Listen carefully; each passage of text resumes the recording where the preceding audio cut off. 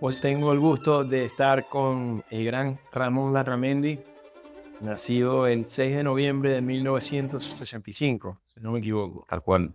Cuando normalmente decido hacer un episodio, le pongo un título. El título que escogí para ti es El Hispano Polar, Bien, me así gusta, me que creo que gusta. está muy en línea. También me gusta dar una pequeña introducción.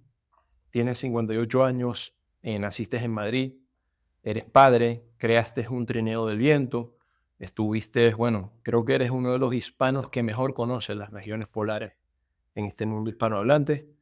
Es para mí un gusto conocerte y quisiera empezar también por darte las gracias, ¿no? Por haberme presentado este mundo polar y por haberme iniciado en esta historia de Shackleton que tenemos aquí enfrente, de la que hablaremos ahora más tarde.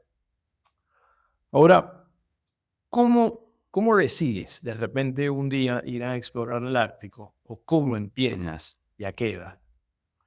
Bueno, yo realmente empiezo muy joven, o sea, es una pasión, y empieza un poco de adolescente, por sentir un poco la fascinación. Claro, yo nací en Madrid, en el centro de una ciudad, en el centro puro de una ciudad, en un entorno absolutamente urbano, completamente. Entonces, y sin realmente antecedentes familiares, no digo ya polares, sino ni siquiera un poco de naturaleza, ¿no? Mis padres eran, digamos, netamente urbanos, ¿no? Entonces, bueno, siento una fascinación por estas regiones polares, realmente por un libro que había en mi casa, tan increíble como eso. Había un libro en mi casa y entonces me llevaba a soñar, me pareció fascinante el mundo polar y a partir de un solo libro en mi casa, de una enciclopedia, que de hecho lo tengo aquí. Esta lo Hay tengo. que tomar una foto con Habrá esa que tomar una enciclopedia, foto por porque es favor. un libro así aparentemente poco importante, pues todo comienza con un libro. Wow. Y entonces, bueno, me empieza a interesar, entonces ya pues como de niño empiezo a seguir noticias como polares, ya busco otro libro, pero sin más, entonces ya me despierta mi interés en la naturaleza, en ir a la montaña aquí en Madrid, la Sierra de Madrid. Yo empiezo yendo aquí los fines de semana, a tener un poco de aventuras, ahí pues tenemos nieve, y puedo escalar. Me empiezo a interesar en el mundo realmente en la naturaleza a nivel muy cercano. Pero bueno, pero me sigue fascinando este mundo polar, entonces en un momento dado ya decido hacer un salto adelante, una primera incursión con solo 19 años a Islandia, precisamente hacer una travesía en Islandia, ¿no? El- ¿Cómo llegas a Islandia? Recuerdo que creo que llegaste en un barco mercante, si no me equivoco, sí, ¿no? tal cual, tal cosa. La historia es que un amigo mío del colegio, su padre trabajaba en el puerto de Reykjavik, entonces nos trae información y facilitó el que pudiéramos ir en un barco mercante, hacer el viaje en un barco mercante a Islandia. Entonces, realmente esa fue un poco la casualidad y la conexión realmente, ¿no? de este amigo. Entonces ahí pudimos, pues eso, entre los amigos un poco del colegio, organizamos esta travesía de Islandia, una cosa súper exótica y absolutamente como ir a la luna prácticamente nos parecía a nosotros. Claro, la falta de información, año 1985, no conocíamos a nadie, tampoco hubiera hecho nada parecido. Y allí fuimos y poco milagrosamente pues pudimos atravesar Islandia con éxito, que no fue un logro menor, ni mucho menos. ¿Y qué querían hacer? ¿Cruzar toda Islandia Sí, caminando? no, con esquís cruzamos el interior de Islandia a través de sus glaciares, de este a oeste. Para que es una travesía, tardamos Vale, 33 días. Aún hoy es una buena travesía. Es vale. Con una... 19 años, ¿no? decimos con 19 años y realmente sin experiencia previa de ningún tipo. Los 4 amigos del colegio. Vamos a la Sierra de Madrid y a los Pirineos. Chao, no Claro. conocíamos nada más, ¿no? En esta época creo que también antes de esto cruzaste los Pirineos, ¿no? Cuéntame un Efectivamente, poco de esto. efectivamente. O sea, el comienzo fue en España. Mi comienzo realmente fue eso, Sierra de Madrid, algo totalmente normal de fines de semana. Y luego los Pirineos, pues hombre, son las montañas más altas que hay en España y es un sitio muy salvaje y que está pues muy espectacular y muy bonito, ¿no?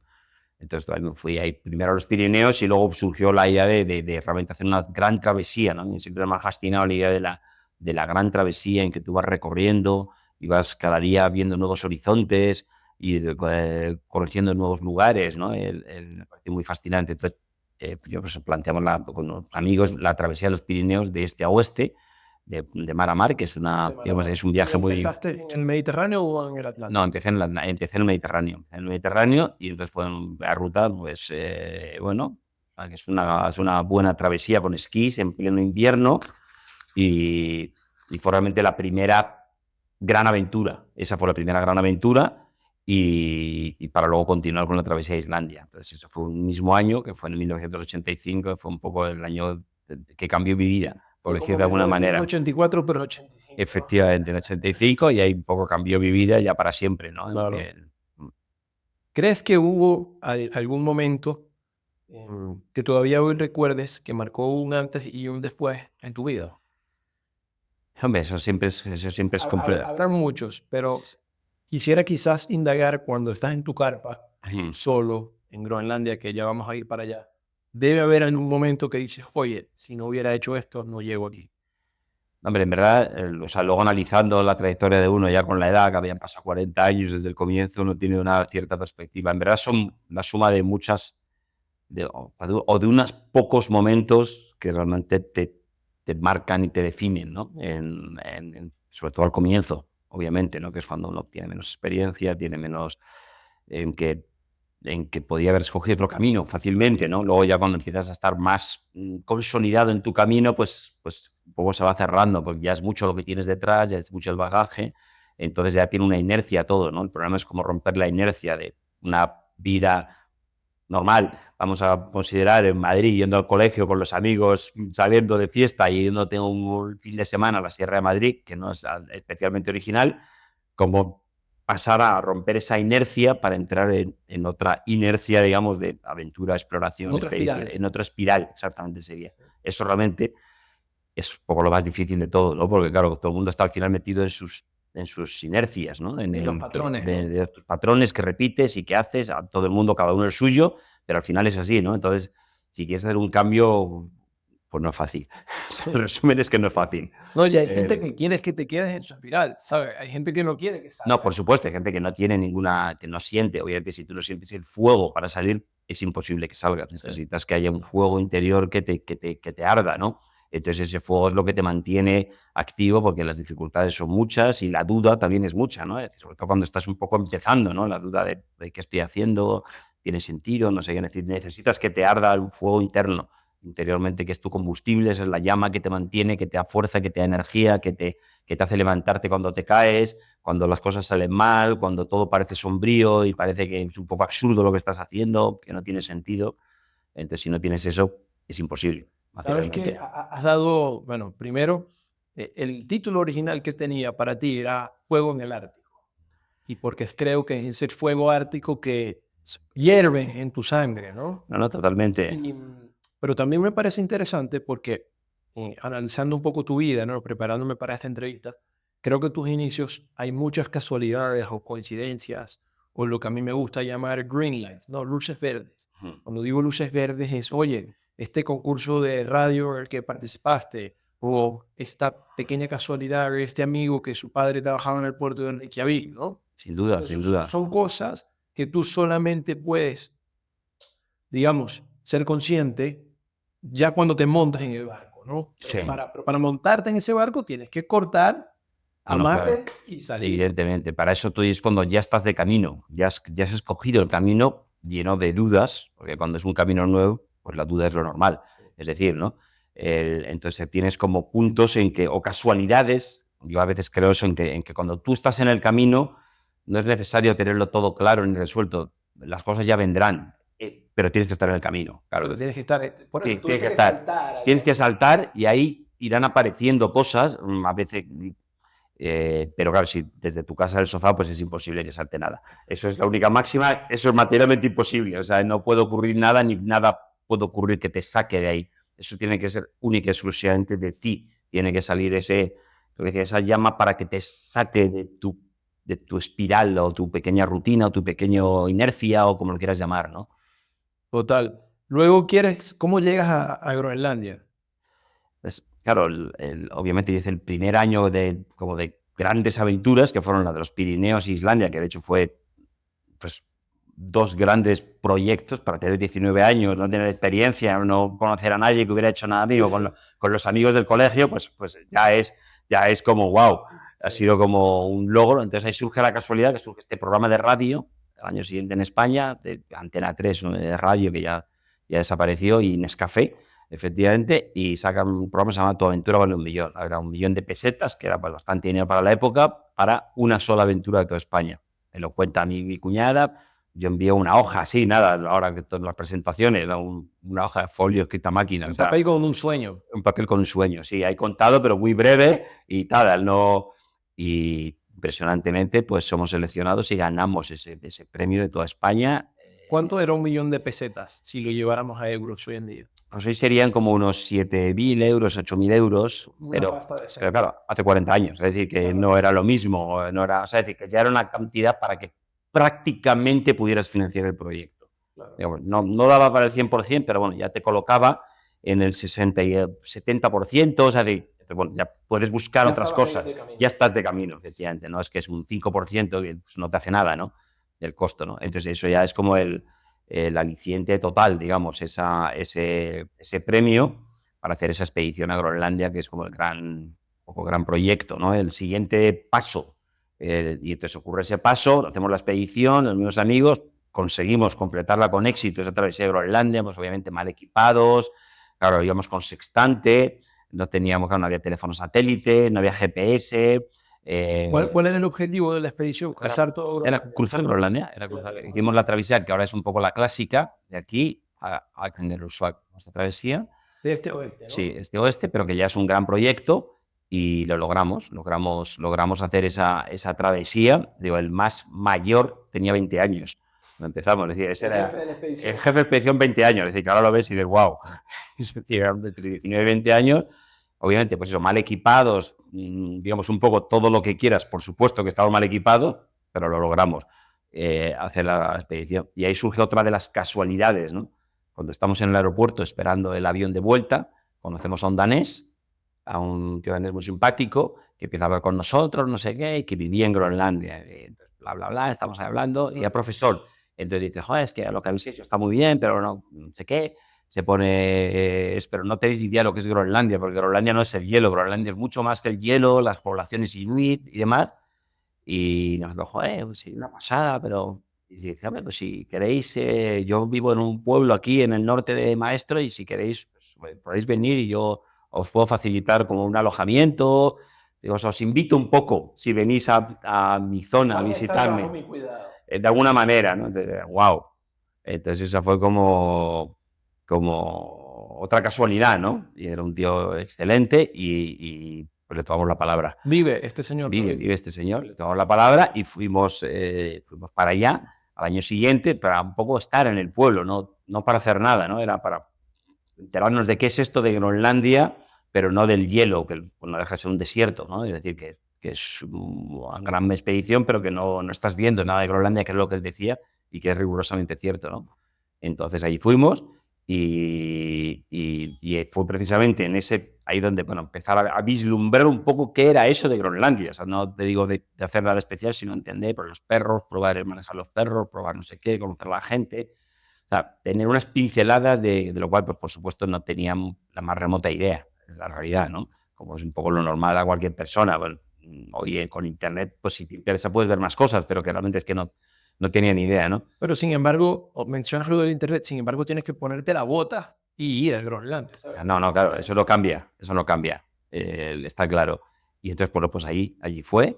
Estuve simplemente en ese pueblo, nos dejó un apartamento y estuvimos ahí al lado suyo y nos, pues, oye, pues, joder, ¿cómo hacer esto? Pues, hombre, ese tío lo mismo le podéis acompañar a pescar y aprender y no sé qué, y vas acompañando a uno a pescar. Oye, el otro me va por ahí, pues podéis ir con él, el trineo de perros que va no sé dónde y tal. Oye, pues, fuimos ahí intentando buscaron la vida y aprender y entender un poco ese mundo, ¿no? Entonces bueno, así fue. Y fue ahí precisamente donde surgió un poco la idea del gran proyecto que es la expedición circumpolar, ¿no? También otra pequeña casualidad, porque en el apartamento este que nos prestó este danés, Einar Bertelsen se llamaba, tenía un mapa que llamaba del Inuit Circumpolar Conference, que es la conferencia circumpolar inuit. Entonces hay un mapa de todo el Ártico americano con todos los pueblos inuit. Entonces era como la unión, es una conferencia que trata de unificar a todos los pueblos inuit que están esparcidos entre muchos países del Ártico y demás. Entonces yo estuve 3 meses ahí, todos los días tenía este póster de la Inuit Circumpolar Conference. ¿Qué es esto? Claro. Efectivamente, entonces dormí ahí, entonces fue, claro, de alguna manera, ahí surgió la idea de la expedición circumpolar, que ha sido realmente el mayor proyecto que de alguna manera he realizado en mi vida, ¿no? Y el más, puesto más ambicioso y más, un poco más audaz, ¿no?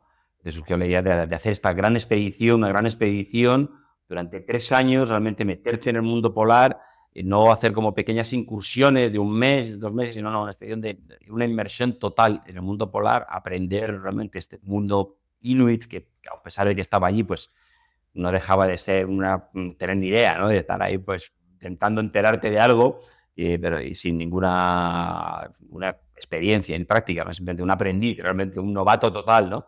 Entonces surgió esta idea, ¿no? Como una idea, una gran idea de hacer una expedición unificando todas las comunidades inuit del Ártico, ¿no?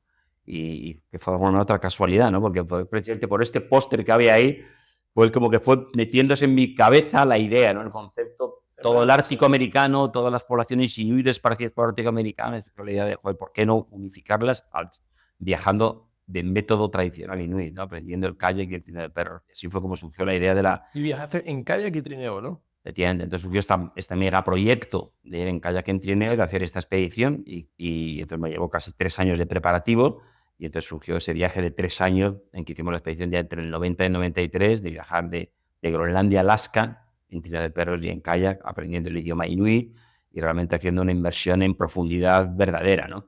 En el mundo ártico. Claro. Wow. Y terminas en Alaska, ¿no? En Estados Unidos. Sí. ¿Llevabas pasaporte cuando llegaste a Alaska? Tenía, por supuesto, evidentemente, era importante. Claro, estuve pues, son los 3 años, que fue pues eso, 14.000 kilómetros, aventuras infinitas, infinitas aventuras, infinitos líos, infinitas experiencias, una cosa que es casi como una vida entera, digamos, de intensidad, que no es comparable con una travesía de Groenlandia, o sea, está a otra escala, realmente, ¿no? Desde el punto de vista humano, también conocí muchísimo. Viajaste durante esos 36 meses, siempre estuviste en movimiento. Seguido, sí. En invierno y en verano. Sí. O sea, bueno, a veces había periodos que había que esperar a que quien los formara. Entonces, bueno, pues estaba ahí esperando en un pueblo 3 meses. Entonces, no era solo estarme desplazando, era que tú llegabas y era un poco la idea de viajar sin prisa. O sea, no queremos hacer esto en tanto tiempo, vamos a ir al ritmo que lleve, que se hagan las cosas, ¿no? Y cuando llegamos a un pueblo, pues estábamos varios días con una gente, con otra, hicimos miles de viajes paralelos a la expedición. Claro. Para recorrer más de 4.000 kilómetros en proyectos paralelos, pues en un pueblo, oye, vamos a cazar a no sé dónde, pues nos unimos, nos vamos a esta otra historia. O sea, como que nos íbamos metiendo en proyectos locales, no vamos con la presión, no vamos a hacer, o sea, tenemos que hacer. ¿Y esta expedición cómo la financiaste en ese momento? Claro, ahí evidentemente está esta expedición, estamos en el año 1992, que es el famoso 5º centenario, en un momento aquí en España de 500 años, bla, bla, bla, o sea, era un momento como de Sevilla 92. También. Exactamente, Sevilla 92, era un momento como de expansión, digamos, ¿no? Entonces, ahí evidentemente conseguir patrocinio, que por supuesto no fue fácil para hacer este proyecto, pero que estaba enmarcado en este 5º centenario, que hubo una especie de burbuja, digamos, de proyectos, de historias, ¿no? Evidentemente tuve suerte ahí y por supuesto que tuve muchísima suerte en conseguir este apoyo, pero que estaba enmarcado en esta burbuja de acontecimientos excepcionales realizados con motivo del 500 aniversario, ¿no? De Descubrimiento de América. Entonces, por eso empezó en el año 90, iba a haber acabado en el año 92, realmente en Alaska, y el punto simbólico, como el año 92 estaba todo dentro de todo ese marco, pues era bueno acabar en el punto más al norte, con los exploradores españoles. Bueno, he encontrado ahí una conexión, digamos, dentro de este marco histórico. Bueno, evidentemente era de otra manera diferente. Bueno, al final acabamos en el 93 porque llevó más tiempo del esperado la expedición, ¿no? Muy difícil programar. Ahí estabas viviendo tal cual como un güey, ¿no? Sí, ahí fuimos a un pueblo pequeño de 80 habitantes, plantamos ahí para aprender, para empezar al principio. Compramos unos perros a un tío y un perro, sí, dame los perros. Pues ya está, compro los perros, un trineo, miro lo que hace la gente y ahí buscarte la vida. Claro, no tengo ningún profesor, ni ningún mentor, ni nadie que nos enseñara, aprendiendo, probando, saliendo. Tuvimos un primer invierno solo para aprender lo básico sobre cómo moverte sobre la banquisa. O sea, también entender conceptos básicos que no tienes idea y tener experiencias básicas, ¿no? Entonces ese fue un primer invierno de 4 meses en un pueblo perdido por ahí, y allí estuvimos. Y a partir de ahí, pues ya empezamos la travesía en kayak, y después de la travesía en kayak, pues ya empezamos con los perros, la travesía en los perros, en la parte de Groenlandia, que es un poco más sencilla, de un pueblo a otro, vas preguntando a la gente de un pueblo, a veces puedes unirte a un convoy de trillos de perros, moviéndote, fuimos aprendiendo poquito a poco cómo ejecutar, digamos, el viaje, ¿no? ¿Y con el kayak qué hacías? ¿Lo remolcabas? No, es que era un poco complejo, es decir, porque realmente porque la logística es como demasiado compleja de explicar, ¿no? Nosotros estamos en una zona que era en este área de aquí, y los perros se quedaron ahí durante el verano del año 1990 En Humanac. sí, en Humanac, Ahí es donde vivía Ron. precisamente, ahí, en ese sitio. Yo he vivido ahí un año, en Wow. Humanac. O sea que entonces dejamos los perros aquí con otro compañero de la expedición, y nosotros, la expedición empezó oficialmente en Narsarsuaq. Y de aquí fuimos con el kayak únicamente, sin nada que ver con los perros. Entonces éramos 3 en la expedición, éramos 2 haciendo la ruta en kayak, y el tercero estaba allí cuidando los perros que habíamos estado tratando durante el invierno. Entonces fuimos toda la ruta hasta allí en kayak, digamos. Llegamos hasta ahí, y ahí ya regalamos los kayaks a unos amigos, Inuit, y chao, no nos vamos a transportar, es demasiado complicado, y ya fuimos solo con los perros. Pero el resto de la travesía fue solo con perros. No, al final hicimos otro tramo en kayak, pero igual, esos enviaron los kayaks al punto, porque no, estos ya, a moverlo de aquí de vuelta, era demasiado complicado. ¿Conseguiste otro? Sí, era demasiado complejo. Entraste en un punto, claro, que es los Inuit, ¿no? Y en otras entrevistas has mencionado de la forma de ver la vida de los Inuit. ¿Qué has aprendido de ellos? Y si tendríamos que quedarnos con algo, ¿con qué nos quedamos? Bueno, evidentemente son un mundo totalmente diferente, lo cual siempre, pues yo creo que siempre es interesante otra visión completamente diferente de tu visión, que al final pues tú has nacido en un lugar y bueno, pues tienes la historia, o sea, tú eres perteneces a milenios de historia, están en tu cabeza, aunque tú no te des cuenta, tú perteneces a ello, ¿no? Entonces, mi primer contacto realmente conocer gente que tiene que sus milenios de historia previa que han conformado su visión del mundo no tienen absolutamente nada que ver con la tuya. Entonces eso ya es un poco, es pues, intrigante. Paradojas, ¿no? Es paradoja, y yo creo que es muy interesante y fascinante, ¿no? Realmente el salir un poco de tu mundo, pero claro, en profundidad, ¿no?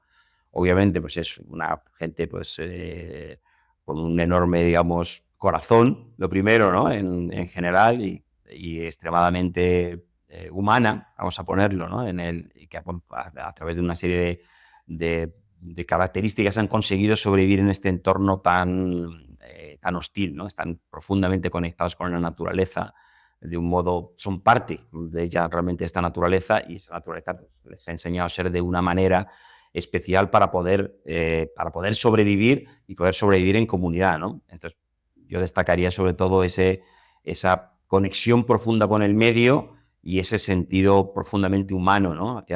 Con respecto a los demás, y eso de una gran humanidad, de una gran capacidad de apoyo mutuo, de realmente, o sea, unos valores humanos excepcionales que son precisamente los que les permitieron sobrevivir en este entorno tan duro antes de estar en contacto, digamos, un poco con Europa o con el mundo civilizado, entre comillas. Pues tenían esos valores, ¿no? Entonces, y eso, la visión un poco de todo, ¿no? Que te saca fuera. Hay ciertas anécdotas que has contado de ellos, ¿no? Una es la de los niños y el cuchillo. Efectivamente, exactamente. Esa es una anécdota primero de la educación, ¿no? Para empezar a hablar de la educación, nosotros aquí obviamente su educación es totalmente diferente.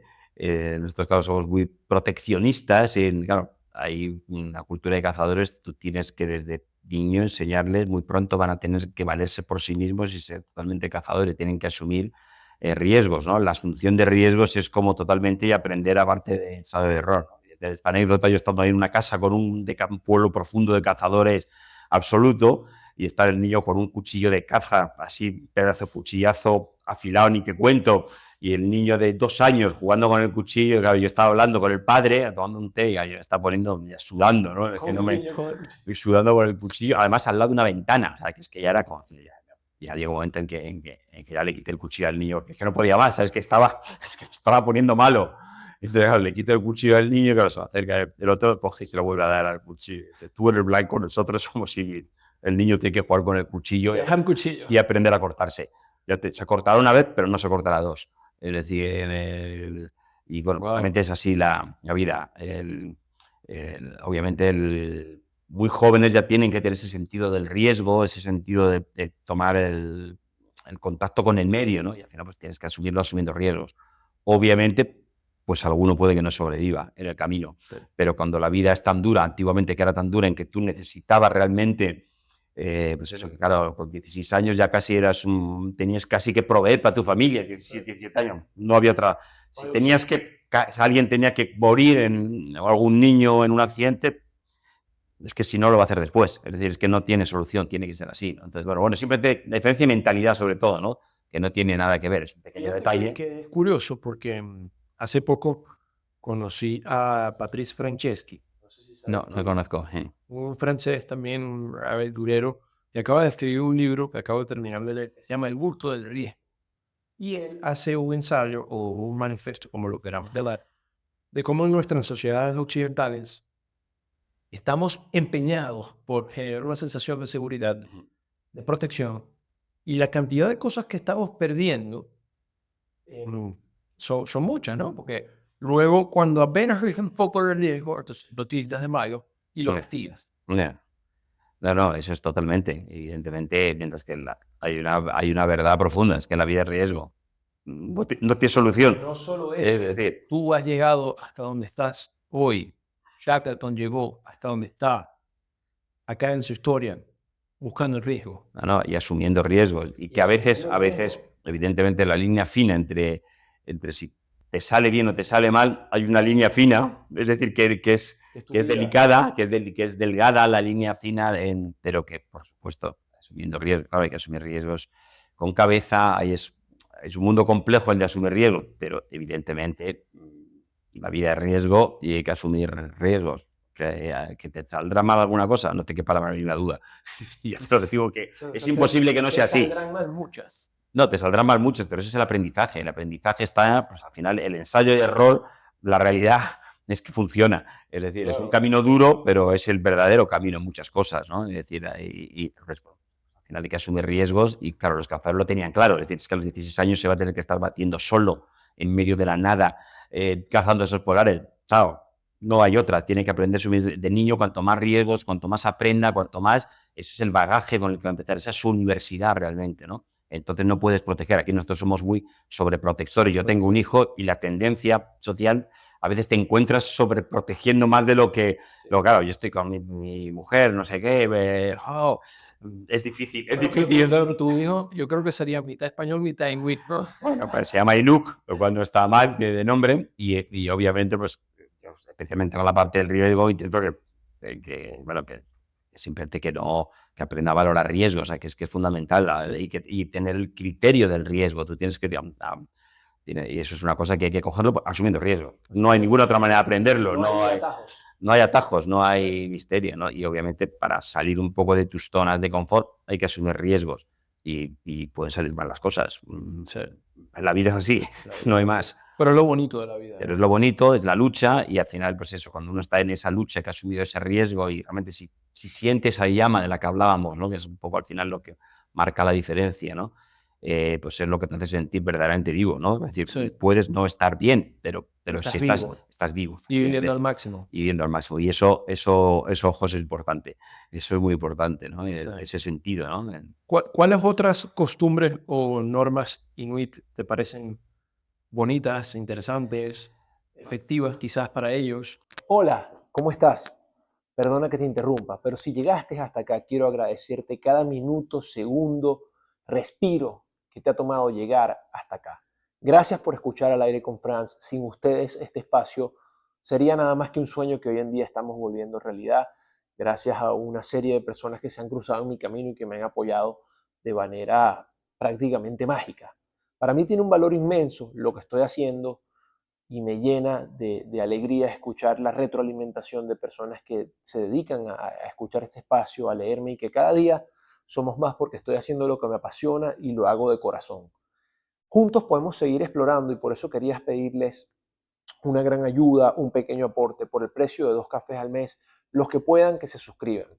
Esta pequeña contribución me permite seguir desplazándome a las montañas, a la selva y a territorios para mí que jamás hubiera soñado estar, ¿no? Para llevarles a ustedes estas historias y para ayudar a muchas personas que van a ver estas entrevistas dentro de mucho tiempo, o incluso ya las están viendo en diferentes lugares de Venezuela, que también es parte de mi idea, pero eso se los voy a contar después, ayudarlos a soñar, ¿no?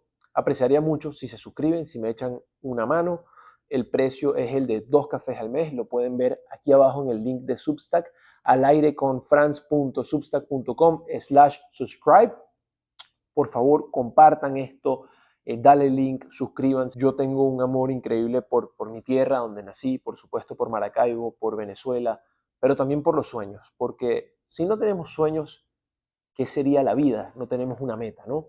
Solo así podemos seguir creciendo gracias a su aporte y ser semillas de interés, de curiosidad y de sueños, por último. Gracias de nuevo. Poco a poco estamos construyendo algo inmenso que hace un año jamás hubiera soñado. Un abrazo. Bueno, seguíamos hablando de la cultura inuit, ¿no? Yo creo que hay muchas cosas para aprender de ellos, sobre todo en situaciones de adversidad y toda esta sobreprotección que estamos haciendo. Al final, nuestros ancestros, pues en la evolución del ser humano éramos cazadores recolectores, ¿no?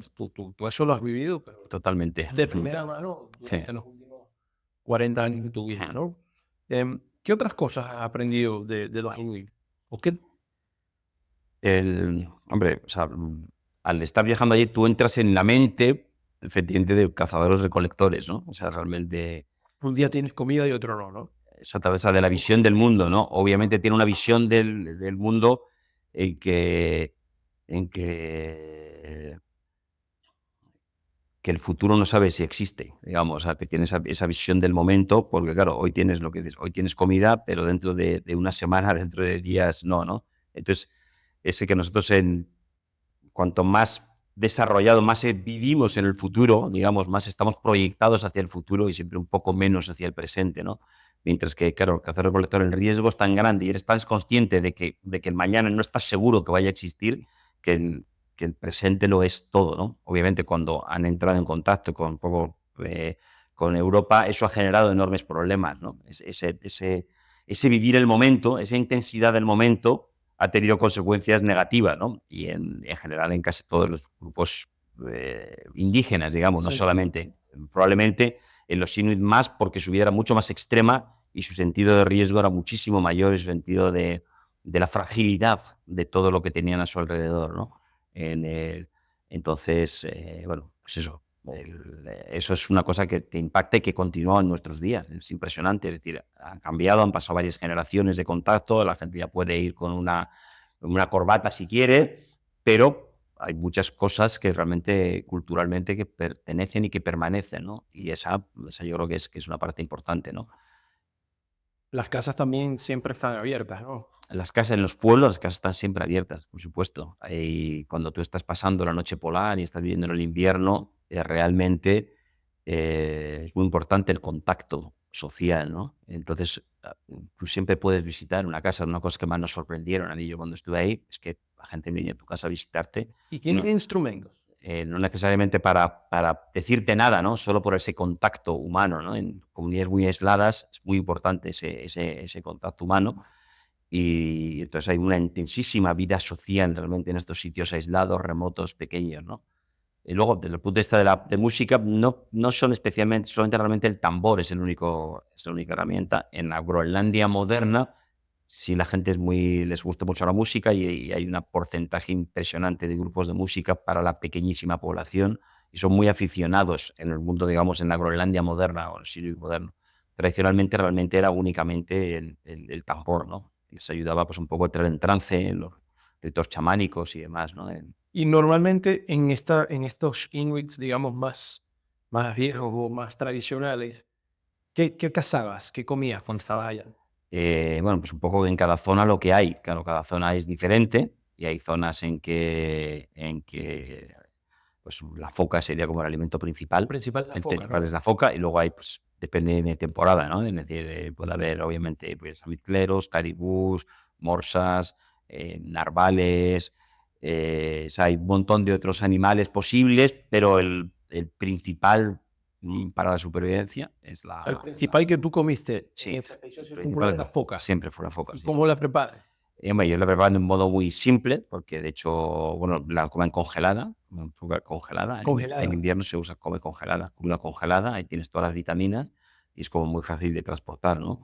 Muchos sitios, yo he estado en muchas casas en que se come desayuno foca, comida foca, cena foca, tal cual. ¿Y En, cuántas comidas hacen al día? Esa pregunta me bueno, parece relevante. claro, como todo depende, ¿no? En los sitios más tradicionales que he estado, en muchos lugares había un pedazo de foca congelada en el centro de la casa y la gente te levantaba, iba pasando y chao. Y por la cena normalmente se hacía una foca, digamos, hervida, muy, muy básico, con arroz hervido, es una cosa muy, muy sencillo.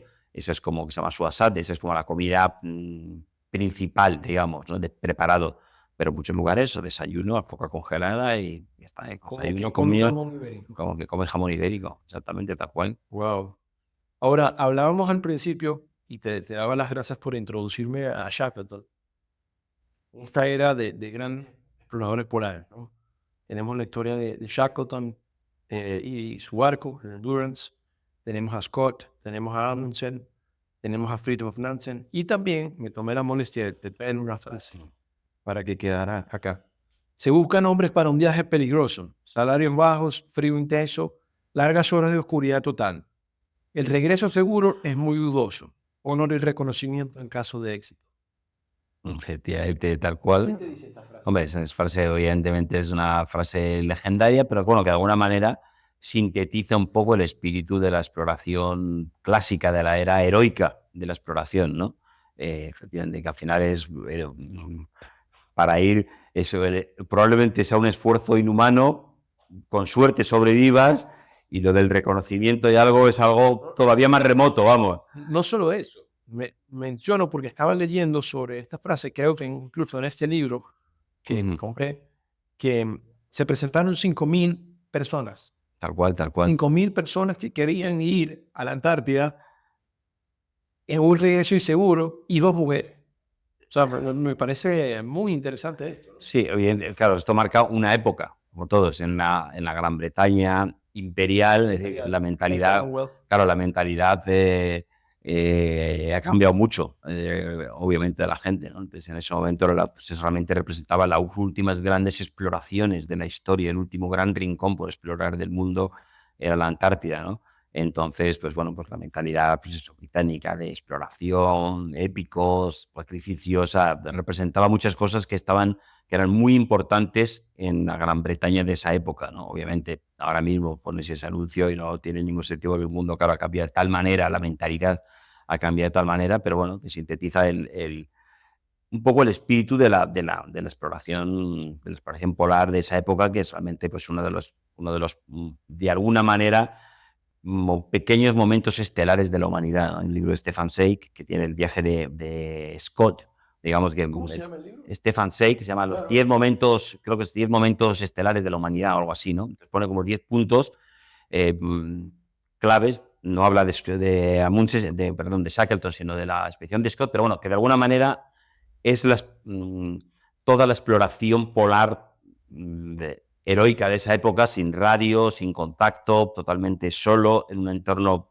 hostil, no, lo siguiente, ¿no? Sí. Entonces, toda esta época de la exploración y, digamos, Shackleton probablemente sea como, ha pasado a la historia como el principal, uno de los principales actores, digamos, de ese momento histórico, que realmente es como un momento estelar de la humanidad, esa era, esos 40 años de exploración épica absolutamente impresionante, en el que brilla con luz propia en la epopeya de Shackleton, ¿no? ¿Quieres contarnos ratito para dejarlo acá? Bueno, rápido no, tómate el tiempo. Bueno,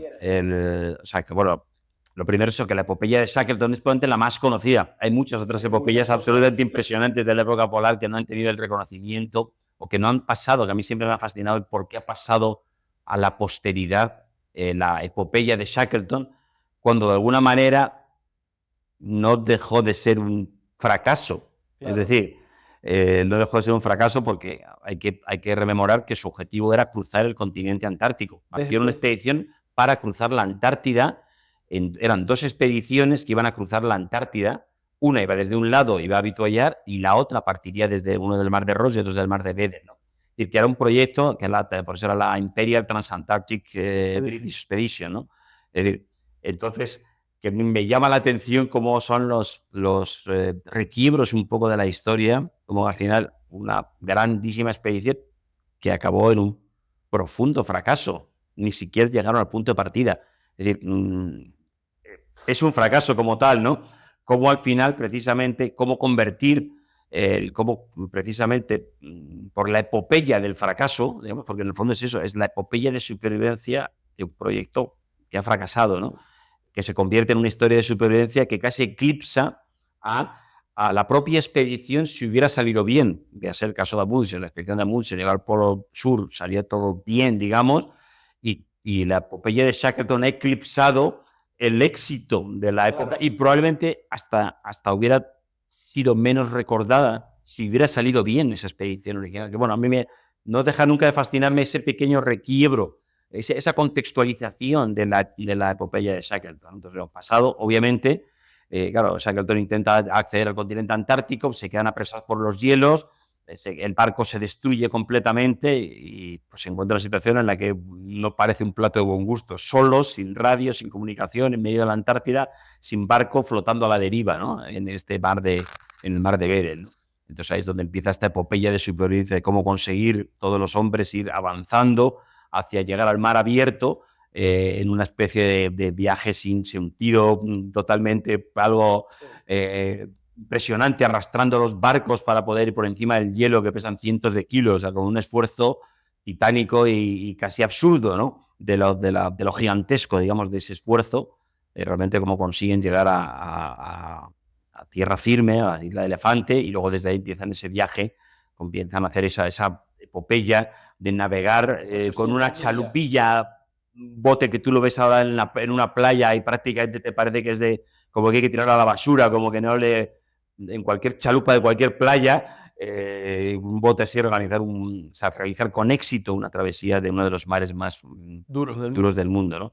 Entonces, obviamente, pues es la gran epopeya de supervivencia, que es un poco por lo que ha pasado, ¿no? El conseguir transformar un fracaso en un primer éxito, del éxito de conseguir salvar a todos tus hombres, que no parecía tarea evidente, ni muchísimo menos, y luego realmente conseguir sobrevivir un poco todo, ¿no? Entonces se convierte desde el punto de vista de la epopeya de la supervivencia, pues es una de las grandes gestas de la humanidad de la supervivencia. Desde el punto de vista de la exploración, fue un profundo fracaso la expedición. Es decir, que es esa paradoja, ¿no? Esa gran paradoja. Increíble. Sí, voy a dejarlo referenciado porque muchas veces, y me gustaría que luego quizás me mandes un correo o algo poniéndome 2, 3 nombres para dejarlo acá en las notas, para darle un poco de mérito a esos otros exploradores que merecen un poco más de luz, ¿no? No, absolutamente. Entre Shackleton, Scott, Amundsen y Fridtjof Nansen, en particular, ¿con quién? Estas son una de las grandes dudas ahí. Obviamente, digamos, Fridtjof Nansen brilla con luz propia. Sí. O sea, obviamente, claramente, está a otro nivel por muchas razones, ¿no? La primera es, conceptualmente, la travesía del Océano Ártico de 1893 con el Fram, desde un punto de vista conceptual, teniendo en cuenta el momento histórico en el que se plantea, pues probablemente sea una de las expediciones, uno de los proyectos más audaces de la historia, ¿no? Sería un poco, o sea, que es difícil de hacer un paralelismo de un poco de la audacia del planteamiento, ¿no? A mí ahora mismo, en la época actual, saltando de cosas que no tienen nada que ver, este proyecto de colonización de Marte de Elon Musk, desde el punto de vista audacia, se le parece. Eso tiene un punto de una audacia como que es enloquecida, no tiene nada que ver, evidentemente, el mundo en el que estamos ahora mismo con ese mundo. Pero no hay otro proyecto de exploración que haya tenido esa audacia, realmente, ¿no? Con el conocimiento que había en ese momento. Claro, la gente no sabía lo que había en el Océano Ártico, no sabía lo que había. Era en base a unas bases muy pequeñitas, la base muy pequeñita que se sabía que había madera siberiana que llegaba a Groenlandia, es un hecho registrado, y encontraron también unos pantalones del barco de la Jeannette, unos restos de un naufragio. Entonces tenía como 2 pistas, digamos, 2 pistas solo, es decir, para suponer que realmente había una corriente transpolar que te iba a llevar en un tiempo en el cual tú podrías hacerlo y que no ibas a tener problemas. Es decir, que era, entonces, dejarte arrastrar pasado en 2 tenues, realmente es, o sea, es de una audacia que no puede ser, que es superior, ¿no? Y obviamente destaca Fridtjof Nansen porque además de esa parte de de la audacia, luego está toda su tarea humanitaria una vez que acaba la Sí, parte de esa es la exploración, parte que digamos, me ¿no? parece más. Entonces, digamos que claramente desde el punto le coloca a un nivel diferente y a un nivel un poco pues totalmente superior, digamos, a los otros, que por otro lado pues es muy difícil de, de- de decir quién es claro, mejor. Cada uno tiene sus puntos, ¿no? Evidentemente, como explorador, pues Amundsen, pues, el mejor explorador sin ningún género de dudas. Lo que pasa es que le salió todo demasiado bien. Es decir, que era después demasiado bueno haciendo todo bien, entonces, joder, no te ha salido demasiado bien. Tienes suerte, no sé qué, bueno, está lo suyo, si es suerte o no es suerte, pero eso es un poco que le salió todo bien y sus logros fueron realmente impresionantes, ¿no? Entonces, como explorador, pues obviamente Amundsen fue el mejor, un poco los tópicos que se dicen, pero que están ahí, ¿no? Es decir, que claro, Scott es un poco como explorador, pues hay puntos que son más discutibles, obviamente, pero bueno, la parte esa científica, ¿no? Cuando estás a punto de morirte de hambre, estar arrastrando muestras científicas en unas condiciones de muestra de hambre es como completamente, también como lo primero que se te ocurre es tirar todo lo que no sea esencial, obviamente, y priorizar tu supervivencia, es como obvio. Es decir, ya pues, las muestras ya podrán, yo qué sé, hará otra cosa, ¿no? Entonces, creo que cada uno obviamente tiene su grandeza, todos tienen su grandeza, y, bueno, y Shackleton, por supuesto, por ese conseguir hacer un desafío imposible, ¿no? Salir de una situación imposible, que sería prácticamente como la de Imposible no una, varias veces. varias veces, ¿no? Evidentemente, ¿no? Que sería un poco casi comparable como lo de la supervivencia, no sé, una de las grandes gestas de supervivencia realmente De la humanas, ¿no? historia, sí. En la historia. O sea que, entonces, que cada uno tiene su punto, pero de audacia, realmente el que está a un nivel superior es Fridtjof Nansen. Sin duda. Bueno, lo dejaremos también en nota. ¿Crees que tu hogar está aquí en Madrid o en Groenlandia? Entiendo que tienes un hogar en Groenlandia también. Bueno, o sea, yo vivo realmente entre tres lugares. Tengo un hogar en Madrid, tengo un hogar en Islandia y otro en Groenlandia. Yo vivo entre los tres sitios. O sea, de hecho, tengo casa aquí, tengo casa en Reykjavik y tengo casa en Groenlandia. Tengo tres casas Qué y me maravilla. voy desplazando. Cada año es un poco, lo organizo un poco diferente, ¿no? Depende de los proyectos en los que esté involucrado y pues he estado viviendo ahora viví 3 años en Islandia, por ejemplo, completos. Luego este año he estado casi 6 meses en Groenlandia. O sea, cada año lo organizo un modo distinto. ¿Qué te hace quedarte en el Ártico? Bueno, primero porque ya lo siento un poco como mi hogar, ¿no? Luego, esa parte de que estás un poco aislado del mundo y que tienes a mí me gusta, ¿no? Que claro, aquí estás como en el centro del mundo, ahí estás como, tú ves el mundo como con perspectiva, ¿no? O sea, no estás en el espacio, que ves esa visión como de la bola de la Tierra, pero de alguna manera un poquito sí, ¿no? Ves como el mundo como con perspectiva, ¿no? Ves las cosas, entonces esa perspectiva en la cual tú estás como un poco alejado de todo lo que está ocurriendo y de todo el meollo que podría ser aquí, pues eso, en Madrid, pues, que estás en el centro del meollo, mientras que ahí estás como completamente... Entonces me gusta, y luego me gusta esa naturaleza, ¿no? En un mundo que pues atiende poca gente, una naturaleza muy grande, que es bastante salvaje y estar siempre como en contacto de las fronteras de la naturaleza salvaje, ¿no? Es un poco lo que pues, en Europa pues vas a encontrar un medio parque natural donde haya Ya lo decía Humboldt hace 200 y pico de años. totalmente, ya en ese momento ya estaba claro, pues ahora ya es impresionante, ¿no? Y bueno, pues tiene que ir a un parque, pero solo el que sea un parque natural que está lleno de cosas de protección ya te hace que no tenga interés. Que no puedes pisar. Efectivamente, ya eso ya es, claro, es pura civilización. Sí, la naturaleza es espectacular, pero estás sintiendo que, mientras que hay, pues claro, la naturaleza salvaje donde no hay ni para bien ni para mal, ¿eh? Es salvaje, ¿no? No hay marcas, no hay huellas, no hay nada. Pues llegas allí y haces un poco lo que ves que tienes que hacer, pero no tienes referencia, ¿no? Entonces eso pues realmente engancha y a mí un poco pues me gusta ese contacto con esta naturaleza salvaje que es un poco lo que tiene Groenlandia, ¿no? Que realmente es un sitio totalmente bestial. E Islandia es un punto intermedio porque tiene una naturaleza muy grande, pero digamos es más un país más, es un punto intermedio entre plena civilización que llamaríamos y una mezcla del Ártico, pero en un país pues, eso, muy moderno y que por muchas otras razones pues es una maravilla de país, ¿no? De organización y de funcionamiento y de un montón de cosas, ¿no? Y de Sin verdad, embargo, ya Islandia está muy occidentalizado. no, por eso es totalmente, digamos, es totalmente civilización a full, Occidente. pero occidente a full completo, pero estás en la naturaleza, estás en el entorno ártico, Entonces es un punto de transición, digamos, Entre los dos mundos. entre los dos mundos. Entonces a mí también me gusta esa transición. Y luego el país socialmente, por muchas razones, es un sitio muy interesante y muy ejemplar, ¿no? Desde mi punto de vista, ¿no? Y luego está Groenlandia, que ya es el gran lugar salvaje, que es otro, es casi un continente y es otra dimensión un poco de todo, ¿no? Que obviamente es lo que me fascina, también a mí me fascina el mundo de Groenlandia, ¿no? Por supuesto. Supuestamente dicen que se equivocaron al nombrar Groenlandia e Islandia. O sea, que Groenlandia era Islandia porque es verde. Y Sí, bueno, ahí hay como todo, al final, sí y no, ¿no? Claro, tú cuando llegas a Islandia en barco, ves el glaciar muy cercano del mar, en Islandia. Cuando la Vatnajökull llegaba prácticamente hasta la costa. Entonces, es decir, que tú ves mucho hielo realmente cuando llegas a Islandia. Y por otro lado, cuando llegas a la parte sur de Groenlandia, hay mucho verde. Claro, tú llegas en tu pequeña zona, claro. Cuando obtienes las dimensiones del país, pues es una tomadura de pelo, ¿no? Te suena tomadura de pelo. Y en Islandia, luego, pasado esa zona en que tú llegas y ves el enorme glaciar, todo es mucho más verde. Entonces, es cierto, evidentemente, que debiera estar equivocado, pero tiene su origen claro, ¿no?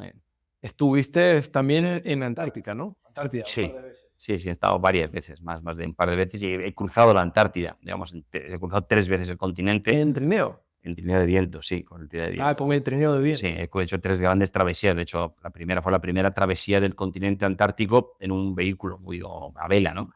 En 2005, y luego pues he hecho otras 3. La primera al Polo Sur geográfico y, o sea, 3 grandes proyectos de más de 4.000 kilómetros de travesía cada una, ¿no? Wow, increíble. ¿Y cuáles son las diferencias entre estos dos polos para las personas que conocen Eh, poco estas regiones? Como todo, tiene poca diferencia o mucha diferencia, depende de cómo lo quieras ver, ¿no? Y obviamente son zonas polares, está el hielo, la banquisa, es decir, visualmente, pues no hay una gran diferencia. Por otro lado, está la parte de la Antártida, pues es un continente, mientras que el Ártico está basado en el océano, ¿no? Realmente el centro del Ártico es el océano, y en el Ártico pues es mucho más amistoso la zona ártica. Tiene todas estas zonas ribereñas de Canadá, Groenlandia, en que son mucho más amables, en que hay pues vegetación, en que hay tundra, en que hay animales, y luego están los inuit, hay población, ¿no? La Antártida hay muy poca zona que no esté llena por el hielo, es decir, el hielo lo ocupa prácticamente todo, hay muy pocas áreas de roca que son muchísimo más duras que las zonas del Ártico. Entonces, claro, ahí no ha habido nunca vida humana original, y realmente es que prácticamente no hay prácticamente vegetación, no hay prácticamente de nada, ¿no? Es infinitamente más hostil, Y digamos. la altura media también es mucho más No, alta. obviamente en la Antártida, como te decía, la Antártida, claro, es un continente que está en el centro del Polo Sur. Entonces, que el centro polo norte es un océano, ¿no? Que marca, más luego está de la altitud, ¿no? Ese continente, que sería únicamente equiparable a una especie de Groenlandia, pues es súper alto, entonces es muchísimo más frío, muchísimo más duro, ¿no? ¿A qué altura está el Polo Sur? El Polo Sur está exactamente a A 2000 y pico, 2.830 casi metros, 3000. está casi 3.000, está lo que es el punto del Polo Sur, pero en la meseta de la Antártida, pues casi todo está a 3.000 metros, ¿no? Yo las expediciones estas de cruce que hice por la Antártida Oriental, que es la zona más inexplorada, estuvimos con frecuencia a 3.500, 3.400, Y tres mil lo, setecientos metros de y altura. lo más alto es 4000, creo, ¿no? Y dentro del interior hay un punto que se llama Domo, ahí está la montaña más alta, que casi llega a los 5.000, pero que está, digamos, en un margen. Luego, dentro de lo que es el plató interior de la Antártida, el punto más alto está un poquito más de 4.000 metros, es un punto que se llama Domo Argus, pero que está en el corazón, digamos, del continente, no poco en un margen como la montaña más alta, ¿no? Entonces es muy alto y por lo tanto hace muchísimo frío. Y en invierno, pues por ejemplo, la primera expedición que yo crucé a la Antártida en el año 2005 o 2006, en esa primera travesía, en pleno verano, en los 62 días que duró la travesía, la temperatura, el instante de temperatura más alta fueron 27 grados bajo cero.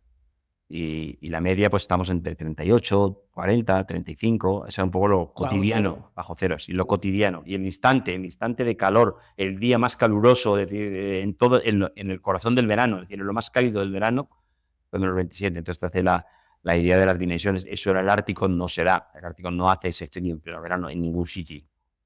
Claro. Increíble. Encontraste, bueno, ya hablamos de la pirámide, eso lo dejaremos en las notas, y no sabemos si es real. ¿Sabes qué? Creo que la educación está cambiando en el mundo y uno de los propósitos de este espacio que estamos Mm. generando acá es por un lado, dejar un legado, ¿no? Audiovisual de cosas que tú has hecho, ayudar también a educar. Y siento que hoy en día la iniciativa se ha perdido. Cuando digo la iniciativa se ha perdido, es que los celulares, las redes sociales han generado cosas diferentes, ¿no? Vamos a llamarlos nuevos patrones Sí. en la sociedad. Y siento que hay muy poca iniciativa de hacer cosas grandes o de soñar, quizás porque la propia sociedad te lo impone, ¿no? Te dice, no, que me quiero ir a cruzar Groenlandia, no, coger en un lobo. Y la pregunta que yo tenía para ti es cuántas veces te has llamado lobo. Pero muchas, evidentemente. Eso es parte del precio, especialmente cuando estás empezando, porque luego la diferencia, claro, del loco, digamos, al experto, hay un punto del comienzo que es un poco, sobre todo, cuando empezaba en que ahora todo está como más estructurado, ¿no? Cuando empiezas, que haces unos cursos, de no sé qué, claro, obviamente cuando he empezado escalar, coger dos cuerdas y vas a tirar para adelante. Es decir, era así como se hacían las cosas, ¿no? Sí. No había otra manera. Eso ha cambiado profundamente. Hoy en día todos quieren un curso para todo. Efectivamente, eso ha cambiado profundamente, mientras que la No otra era... necesariamente te van a enseñar lo bueno en el curso, ¿eh?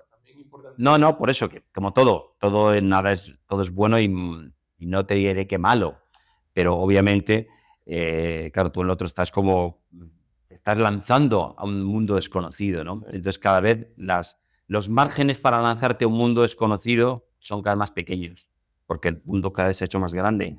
El mundo por días es más pequeño, cada día es más pequeño, cada día es más pequeño. Entonces hace que precisamente por sentir que ya está todo hecho, al final es difícil soñar grande, ¿no? Y esa es pura realidad, ¿no? Y mi comentario va ligado a que la libertad está cambiando, ¿no? Lo hablábamos ahorita en la parte anterior, que para mí la libertad está cambiando porque hoy en día incluso las montañas están siendo restringidas, ¿no? Y no sé si tú pudieras volver a hacer ese viaje que hiciste, porque hoy en día necesitarías una permisología enorme. Sí, hombre, o sea, hoy en día por poder podría, pero por cómo es la sociedad sería imposible que se me diera que pudiera llegar a hacerlo. Que te lo hubieras planteado, Sí, quizás, incluso. sería imposible, precisamente porque toda esta sobreinformación te genera también Dudas. te genera el efecto contrario, es el elemento ese de misterio, para mí fue muy importante, ¿no? Es algo realmente de misterio, o sea, no se Estás sabe, solo. está solo, no está claro, el misterio, no se sabe, eso atrae, digamos, es profundamente atractivo. El exceso de información de todo, bueno, te permite hacer cosas, pero te es mucho más difícil, te distrae y te es mucho más difícil y luego necesitas esa magia, ese misterio, ¿no? Ese sentido voy un poco a lo desconocido. Ahora, claro, en cualquier sitio ya encuentras 200 millones de cosas, entonces tu percepción es más difícil y yo pienso que es mucho más difícil soñar grande, y porque el mundo cada día es más pequeño y evidentemente hace 40 años aquí se ha empequeñecido tremendamente, ya se había empequeñecido en los 40 años anteriores, por supuesto, claro, cuando estoy en el año 90, pues eso, lo de Shackleton habían pasado 70 años, 70, no, una enormidad de tiempo realmente, y ya lo que se había empequeñecido era absolutamente espectacular y ese proceso sigue completamente, ¿no? Sin descanso y no se ve muy bien cómo va a parar. ¿Cómo podemos ayudar a fomentar esta búsqueda de libertad? ¿Cómo podemos ayudar a fomentar este instinto quizás de aventura, de exploración? Yo creo que, evidentemente, hay una parte que en la vida cotidiana siempre es un mundo minoritario, lo primero. Es decir, es un mundo que hay poca gente que le interesa. O sea, entonces, ¿cómo tener contacto con este mundo? Esa posibilidad de simplemente haberlo conocido. Mucha gente que es que ni sabe que existe, ni se le ocurre realmente que pueda existir. Yo creo que la tarea que está haciendo Marcus en Venezuela, yo creo que es exactamente esa es la tarea, ¿no? Es decir, que la gente tenga una pequeña pincelada, una noción de qué es este mundo. Luego tiene que salir de ti. Tú no vas a poder forzar a nadie. Tiene que hervir el fuego en ti, pero es muy difícil que hierva el fuego de algo que ni siquiera tienes el sentido de que existe. Es decir, esto es imposible porque lo desconoces, no te cabe en la cabeza. Entonces, la figura y la tarea de Marcus yo creo que es importante para que de repente la gente visualice ese mundo, que lo conozca, que lo viva, y luego, evidentemente, cuando está con una persona, como que de alguna manera te lo transmita de ahí, pues eso puede marcar, puede impactar, ¿no? Y probablemente es una tarea lenta, es una tarea difícil, pero me cuesta pensar que haya otra manera posible, ¿no? Porque claro, a través del mundo de las redes sociales tantas cosas, tanto que cualquier cosa que veas se te va a olvidar a los 2 minutos porque ya te... Y son Y son... lo que está haciendo Marcus en Sagarmatha Escuela de Montaña es una labor increíble que yo la apoyo de manera cabal. No, no, es absolutamente impresionante, pero que esa es la manera. Esa realmente es la manera de que gente pues pueda tener estas pinceladas. Sí. No hace falta que sea más. Bueno, con tu agencia también puedes tener esto, ¿no? Pero de otra forma. De otra, claro, es un poco diferente, evidentemente, porque claro, con 3 ya llega, tiene contacto conmigo gente que ya le interesa un poco este mundo, digamos, ¿no? Pero lo gordo, y especialmente es la gente que no tiene contacto ni interés, pero a lo mejor porque no tiene el contacto, porque Estábamos hablando de la escuela Sagarmatha y de estas increíbles inmersiones que puedes hacer en el mundo de montaña, ¿no? Y que sería genial, que siempre se lo digo a Marco, es que no puede haber una sola escuela Sagarmatha, tiene que haber muchas, en todo el mundo, en toda América. Sin embargo, hay un tema también que me parece muy interesante y es que la, muchas veces te tildaron de loco y tú dijiste, oye, pero ¿qué sentido tiene esto, no? O, perdón, los demás decían, ¿qué sentido tiene este loco que se quiere ir a Groenlandia? Pues? Que se meta doctor y se busque una vida, ¿no? tal cual. Que se meta profesor de deporte y ya está, Sí. ¿no? Sin embargo, la utilidad de lo inútil, lo que la sociedad, porque me gusta hacer esta distinción, ¿no? La sociedad es la sociedad que está regida por el mercado. En este caso, el mercado quiere que tú trabajes, quiere que ganes dinero y quiere que sencillamente contribuyas y pagues tus impuestos, Sí. ¿no? Al Ministerio de Hacienda. Sí. En España, ¿no? Sin embargo, la comunidad para mí es diferente. ¿Ok? La comunidad está regida o está conformada por personas que te quieren, por esas personas que te dicen, oye, Ramón, ve, persigue tu sueño, sigue adelante. Y llego o hago un análisis y digo, oye, pero es que sin personas como tú, que el sistema o esta sociedad actual considera el loco, tampoco habría Inuit Winslet, ¿sabes? No, por supuesto. Porque si tú no te hubieras embarcado en todas estas locuras, ¿cómo inventas el Inuit Winslet? No, está claro. Obviamente, una de las cosas más difíciles es el atreverse a pensar diferente.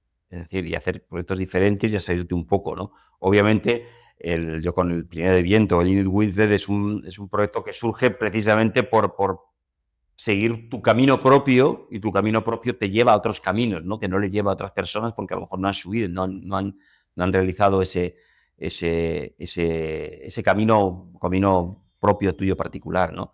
Y yo creo que es importante el pensar de un modo diferente y aproximar las cosas de un modo diferente, ¿no? Y a mí, con el proyecto Trineo de Viento, yo he aprendido mucho de eso, ¿no? De lo difícil que es pensar de un modo un poco diferente o plantear las cosas de un modo diferente. O sea, parece una pequeña obviedad y sería como un tema, pero realmente es muy complejo, ¿no? Pero lo dices por los Inuit. Yo, en el concreto, con el proyecto este del Trineo de Viento, que el proyecto del Trineo de Viento es realizar el primer vehículo cero emisiones para moverse por el Ártico, pero que tiene una particularidad, que une conocimientos Inuit con tecnología. Entonces, mezcla 2 mundos aparentemente que no tienen nada que ver. O sea, tú hablas de tecnología y hablas tiene que ver Inuit, y tú hablas de Inuit que tiene que ver con tecnología. Entonces, yo lo que he hecho es como captar lo mejor de ambos mundos, los he unido para crear un vehículo que tiene elementos que son importantes del Inuit, que desde una mentalidad como puramente actual sería absurdo y no tiene sentido, ¿no? Entonces, pues digo que es como pensar de un modo diferente. He hecho una unión de cosas que aparentemente, y con la gente de Galaxia, que esto no tiene sentido, es absurdo, ¿no? Pero bueno, digamos como que el éxito es precisamente en haber unido cosas distintas y haber aproximado un problema de un modo totalmente diferente a como lo están observando, digamos, otras personas, ¿no? En que la gente está pensando, tenemos que realizar un vehículo de emisiones, obviamente tenemos que hacer un desarrollo tecnológico puro y que estás como en tu mundo únicamente, ¿no? Entonces, bueno, a mí o sea, me lo ha enseñado este proyecto, las maneras de pensar que tú ya tienes, los prejuicios que tú ya tienes en gran medida y que te impiden afrontar evidentemente es un ejemplo, eso se aplica a cualquier parte de la vida, no solamente obviamente a esto, ¿no?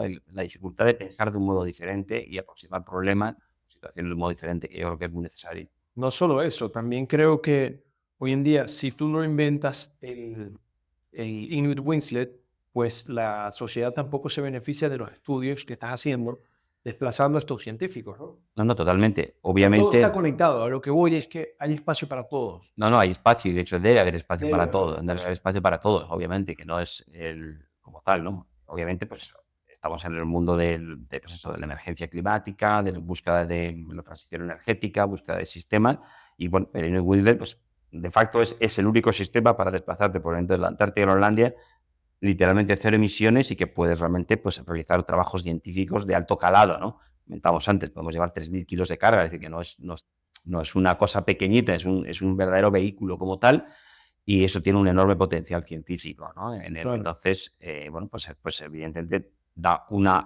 para unas necesidades muy concretas, obviamente, pues da una solución para la investigación y por tanto es una aportación realmente a la sociedad, ¿no? En tu vida de exploración, ¿de qué te arrepientes? ¿Cambiarías algo? Pues realmente no te diría que no, para arrepentirme no me arrepiento, o sea, creo que tengo el privilegio de haber hecho lo que quería hacer, lo cual pues no es poco.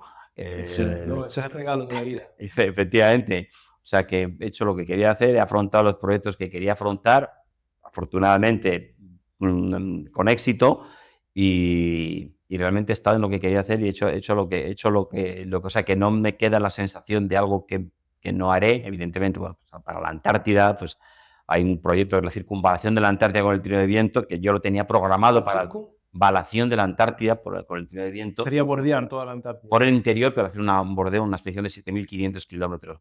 La tenía programada para 2020 y vino la pandemia. Entonces ese proyecto ya no, en ese era como el momento y ahora mismo digamos, como que eso ya no, para mí, ahora mismo no es el momento de hacer ese proyecto que era como lo más absolutamente extremo de todo, ¿no? Pero bueno, que no me supone ningún tipo de problema, obviamente, pero que sería el único como que se me va a quedar, digamos, en el tintero, ¿no? Y que lo iba a haber hecho, es decir, era 2020, estábamos en ello, teníamos el patrocinio, teníamos todo, pero claro, la pandemia vino y cambió el mundo para mí y para todos, ¿no? Se cayó la Y expedición, se ¿no? cayó la expedición y entonces luego ya por muchas otras razones, pues ya no vamos a volver a cruzar la Antártida el año que viene, pero no se va a realizar en esa gran Bueno, circunvalación. pero aprenderás otras Pero cosas. bueno, de hecho esto lo decía Nansen, que es importante tener algún gran proyecto sin realizar en tu vida.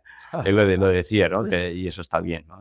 Claro, mira, Y al contrario, dar las gracias por todos los que has podido realizar, más bien, una ¿no? analogía interesante. Mm. Mira, ahí creo que vivimos ahorita en un mundo, una época muy compleja, ¿no? Hay ciertas guerras, hay ciertos conflictos, hay problemas económicos en muchos sitios en el mundo. En Venezuela particularmente la cosa no está tan bien, ¿no? Así que, ¿qué mensaje quieres enviarle a esos jóvenes soñadores, no solo de Venezuela o de América, sino de todo el mundo? Yo creo que uno tiene que atreverse a soñar.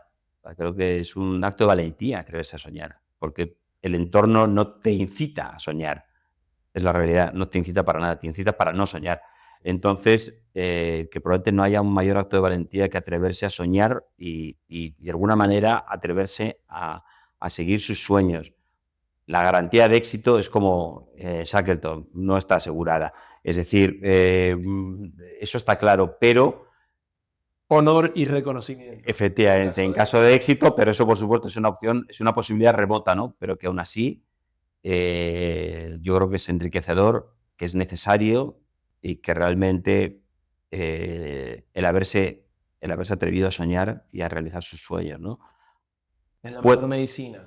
puede ocurrir que no salgan bien las cosas, pero te has atrevido, eso es importante. Es decir, has soñado y has luchado por tus sueños y luego, obviamente, el resultado es incierto. Entonces, yo creo que ese atreverse a soñar es absolutamente importante, ¿no? Y todo alrededor te lleva de alguna manera, a no Correcto. hacerlo, ¿no? Entonces, yo eso sería un poco mi mensaje exacto de valentía, atreverse a soñar. Qué bello. Lo vamos a dejar sin duda bien presente. Mira, has tenido, creo que la oportunidad de vivir una vida muy plena. has visto cosas mágicas como las auroras boreales. No he tenido la oportunidad de verla, pero estoy seguro que, que mira, no sé si crees en Dios, no sé si eres ateo, pero sin duda que en este camino que has Ujú. vivido, te has dicho, oye, la vida es esto. ¿Qué ha sido la vida para ti?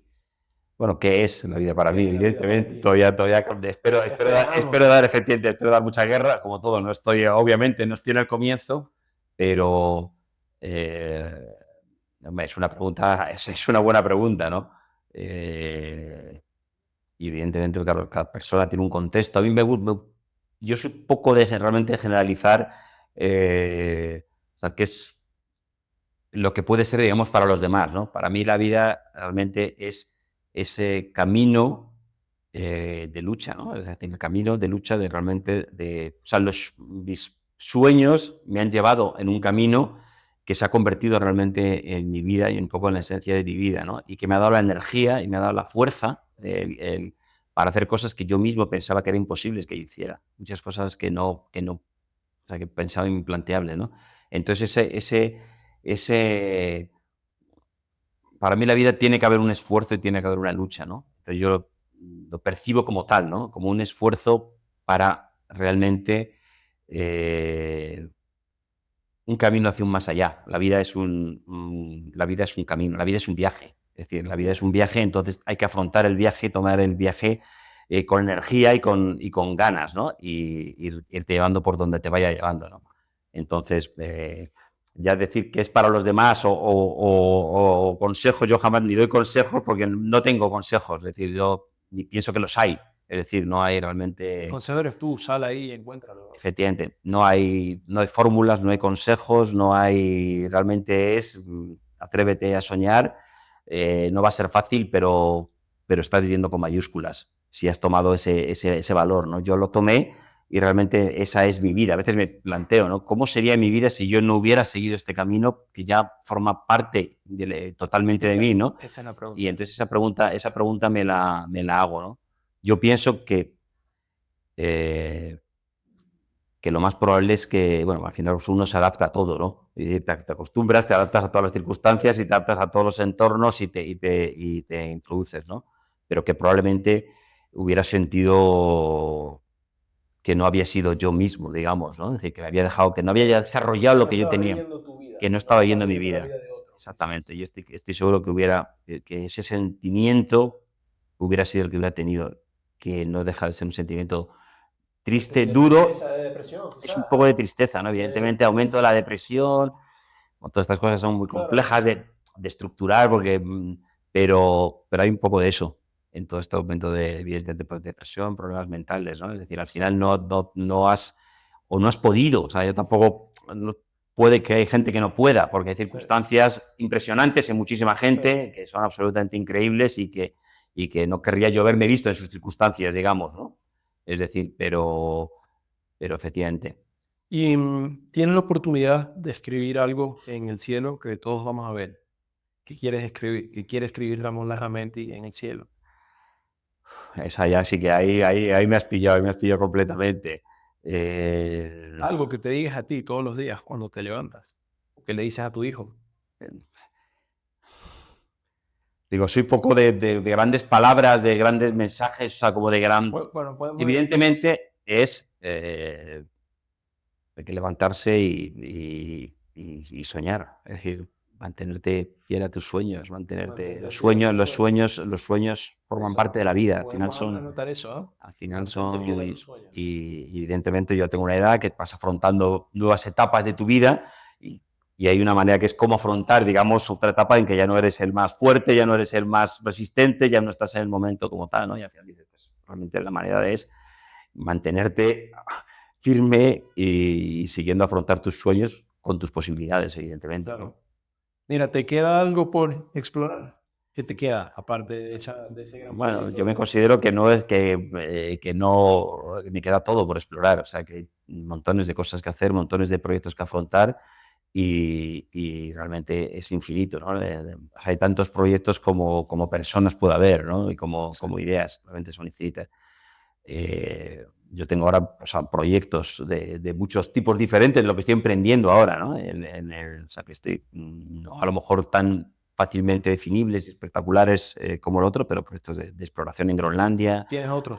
No, tengo muchos otros proyectos, estoy emprendiendo muchos otros proyectos nuevos ahora, ¿no? De expedición. De expediciones, o sea, que yo estoy tan activo realmente como si tuviera 20 años, mientras el cuerpo me aguante, y pienso que es importante el mantenerte proyectado hacia proyectos de futuro, es decir, mantenerte, o sea, por supuesto, viviendo en el presente, como hablamos con los signos, pero mantenido hacia proyectos, ¿no? Es decir, que eso, porque al final los proyectos, los sueños, pues es que te dan la vida. Claro. Y Mira, no te puedes ir de acá sin recomendar un libro. Así que, ¿qué libro quieres recomendar a los que van a escuchar esta entrevista? vamos a ver, aquí sería malo y pretencioso recomendar el libro de la expedición de los 3 años a través del Ártico, pero me atreveré a ser un poco pretencioso porque evidentemente, porque pienso que es un libro interesante, ¿De tu digamos. expedición? Sí, está escrito por los 4 que fuimos a la expedición. Okay. Un poco, es un poco pretencioso de recomendarse uno mismo, es lo que uno no debe hacer nunca, pero ya que estamos en esta conversación, me atrevo porque narra ese paso del atreverse a soñar, digamos, de varias personas totalmente normales, absolutamente chavales jóvenes de 20 años, como que dan ese salto para atreverse a un sueño totalmente loco, ¿no? Y yo creo que, o sea, gente que lo ha leído, o sea, creo que está bien ese elemento de transmitir, o sea, que éramos gente exactamente normales y corrientes, iguales que cualquier otra persona. Es decir, no es que fuéramos especiales, que seamos los tíos más brillantes del mundo, los más listos del mundo, los más habilidosos del mundo, nada de eso, ¿no? Es decir, simplemente es un relato de 4 personas que nos atrevimos a soñar, ¿no? Yo creo que eso es importante, ¿no? Entonces, bueno, digo que resulta un poco pretencioso desde el punto de vista de la exploración, pero me veo obligado a recomendarte ese, ¿no? Hay grandes libros clásicos de exploración que son absolutamente maravillosos, y luego otros libros que no son... Si escogieran uno solo de exploración. De exploración, Dos contra el hielo. Se llama Dos contra el hielo, de Einar Mikkelsen. Okay. Que es una de esas grandes epopeyas olvidadas. Bueno, en los últimos años también ha salido un poquito más. Es una epopeya que no conocen en Groenlandia. Sería distinto a la epopeya de Shackleton, pero para mí siempre ha quedado como probablemente una de las grandes epopeyas también de la humanidad, que está en la misma época y es en el Ártico, ocurrió en el Ártico groenlandés, y es una expedición absolutamente brutal de 2 personas que se quedan solos durante 2 años aislados en el norte de Groenlandia, explorando el norte de Groenlandia. Van a hacer la exploración, les tenían que recoger un barco. Nunca lo recogieron durante 2 años. Entonces se ven obligados a pasar 2 años completos, 2 personas solas, sin nada, en el Ártico, en una zona totalmente remota, ¿no? Entonces, en la expedición, o sea, el relato... Dos contra el hielo. Se llama, sí, Dos contra el hielo. Sí, qué locura. Entonces, para mí, de exploración sería como un poco mi referente. Luego hay otros referentes. Hay un tal Stephenson, un explorador canadiense, que escribió un libro que se llama The Friendly Arctic. Hizo una grandísima expedición de exploración entre 1914 y 1918, que se llama Friendly Arctic, que también es un libro absolutamente impresionante o sea, no solamente de la gigantesca exploración que hizo, sino como toda una nueva filosofía de explorar, ¿no? Es decir, daría para otro podcast hablar de Stephenson, digamos. Pero bueno, esos 2 libros, Dos contra el hielo, de Friendly Arctic. Bueno, Ramón, yo creo que ha sido un gusto enorme conversar contigo. Espero que este mensaje llegue muy lejos, que tengas 58 años más de vida para seguir Esperemos. todas estas regiones. Estoy seguro que no va a ser la última vez que conversemos. Pues espero que no sea así. Y espero que las próximas 2 veces sean en 2 lugares, una en Groenlandia y la otra en Apartadero, en Sagarmatha, en la escuela de Maipú. Pues ahí está, efectivamente. Esperamos por allá. Ese la tengo pendiente, de conocer la enorme obra de Marcus. Seguro. Le mandamos un saludo por quien tengo una gran admiración. Igualmente, yo le tengo un aprecio gigante y bueno, esto también es gracias. Parte de él, ¿no? También. De alguna manera sí, efectivamente, Bueno, de las conciencias bonitas de la vida, ¿no? tal cual. Así que nada, ha sido un gusto hablar contigo y espero que este mensaje llegue lejos. Si quieres decir algo más. Pues nada, bueno, muchas gracias a ti, ha sido un gusto y enhorabuena por atreverte a soñar.